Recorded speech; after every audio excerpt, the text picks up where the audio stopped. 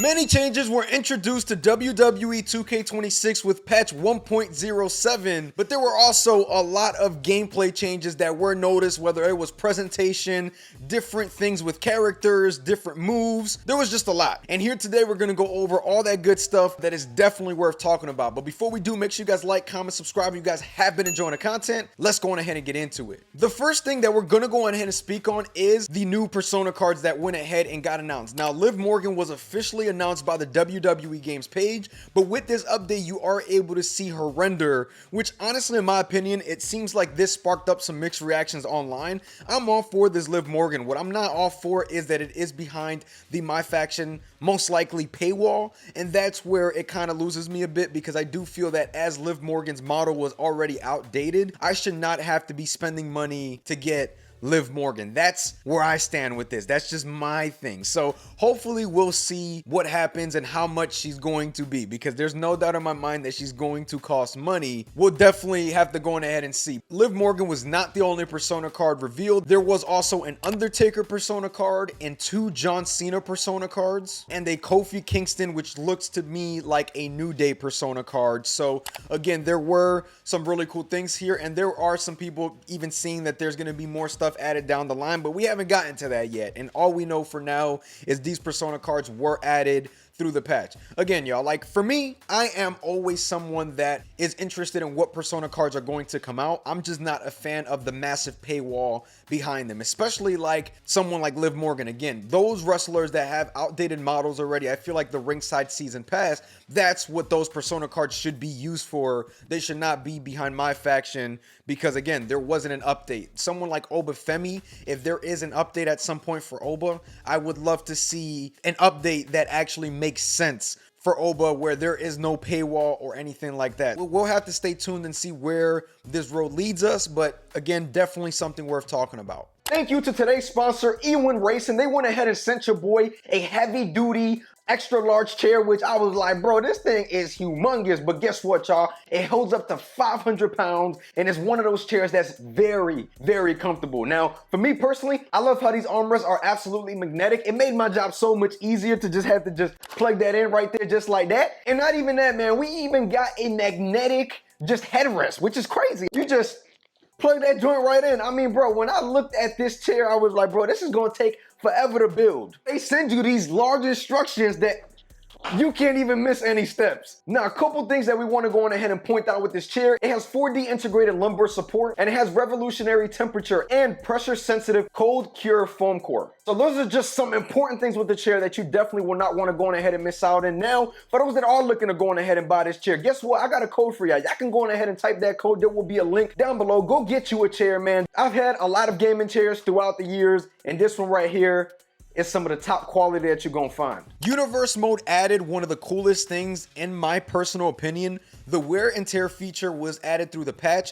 Basically, if you start a match in universe mode and that wrestler finishes the match bloody or with bruises, whatever the case may be, and you decide to run a promo or a second match later on that night with that wrestler stays bloody and they keep their damage and everything, which I am actually a huge fan of. I think that that's really cool. And you may make the idea or the case that, oh, but these wrestlers go backstage anyway in real life and they'll just clean themselves up. I get that, but it's a damn video game, and that's what's cool about this. Now, I understand that some people may not like it, may not be a fan, but I was always a fan of the blood dragging out throughout the show, where if someone bleeds at the beginning of the show, you'll still see the blood on the mat throughout the show, and now they added that with the characters as well, and it's something that honestly I can't really find myself just complaining about at the very moment. I do think that it's a really nice feature. There was added thumbtack support to the game, which again, that is also something to go on ahead and mention. So with online matches, it seemed like there was some sort of instability.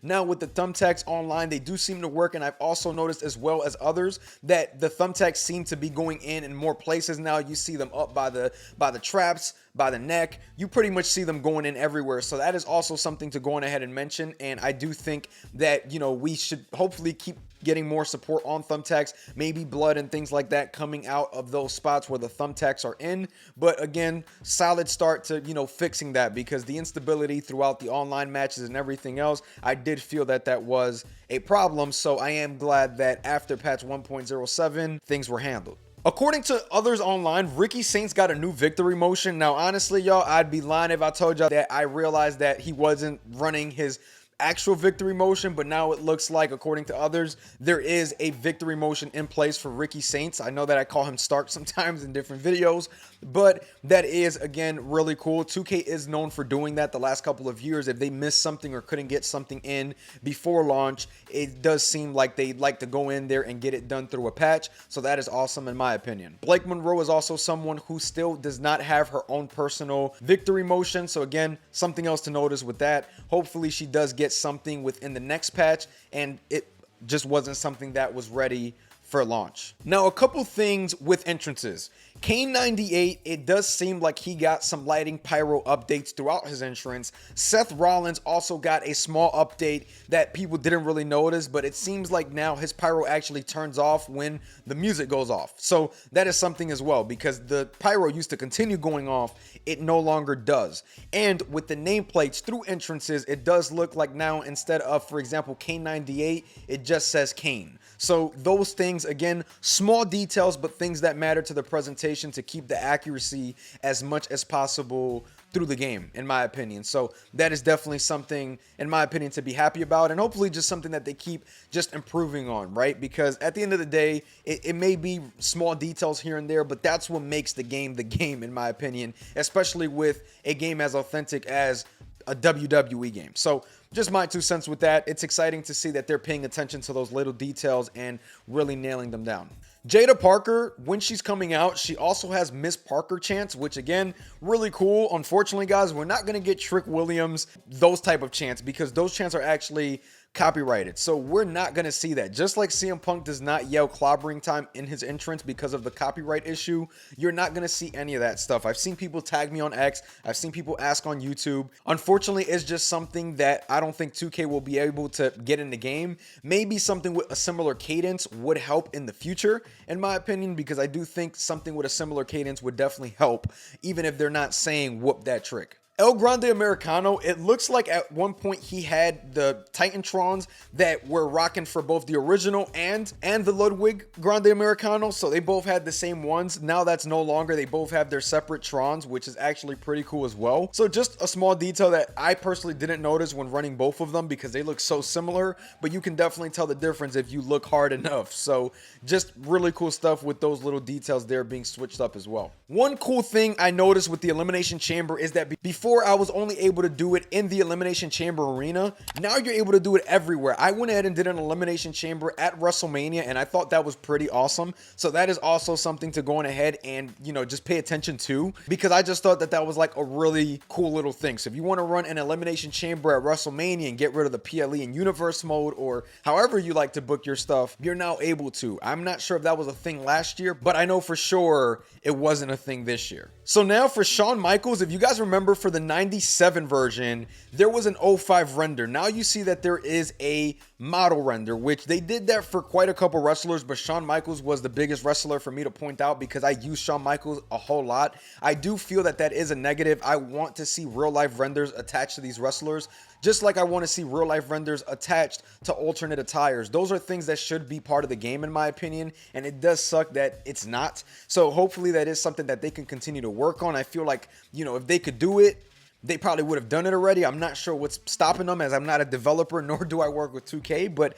I would love to see, you know, something of that nature with the renders. That was something that we were always able to do for alternate attires, and we're no longer able to do no more. It kind of throws off my match cards now, because you'll have a real life render, and then you'll also have a video game render. I would love the opportunity to at least turn off real life renders if this is the way that we're going to roll. That way I'm able to see the video game renders for everything. I would rather see it that way, because I'm someone that focuses a little bit too much on those small details, and I would just love to have the option to turn certain things on or off. Now, you guys will notice that certain cameras are zoomed out, which is actually a little bit interesting. I'm not sure if this is a good or bad thing. I think it's all subjective. It doesn't really bother me that much, but I did see people complaining about it on the timeline. I just don't really care enough to complain about it, if I'm being completely honest. It's one of those things where it seems like it was done because of certain issues, and now you can see that they focus. So if you go on top of a turnbuckle, you see that the camera